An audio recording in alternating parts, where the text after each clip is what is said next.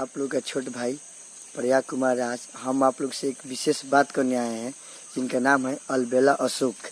बहुत सारे इनके गाना सुने होंगे, फुलाना बेचन चौक पर भाताल दुबरा गल रब्बा का प्यार भाई। तो ऐसे ही मेरे भैया पर दुलार प्यार आशीर्वाद बना के रखे।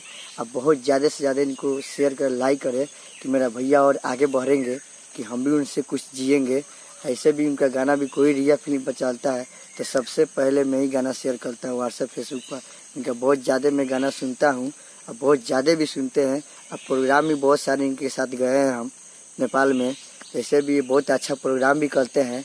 इनके एक चैनल है अलबेला अशोक इंटरटेनमेंट, इस पर आप लोग जाकर लाइक करें, कमेंट करें और ज़्यादा से ज़्यादा शेयर करें। ऐसे ही मेरे भैया पर तुरा पे आज मेरा भैया के गाना चढ़ने वाला है, फोटो खींच के ले आदे माल की।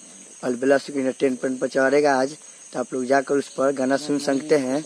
अच्छे और बात एक मेरा भैया के चैनल है बड़ भाई का मनमोही न्यूज, इसको आप लोग जाकर लाइक कमेंट शेयर करें और बहुत ज़्यादा से ज़्यादा शेयर कर लाइक करें। मैंने भैया के ऐसे ही दुलार प्यार दे कि फिर कभी हम आएंगे। बस नमस्कार।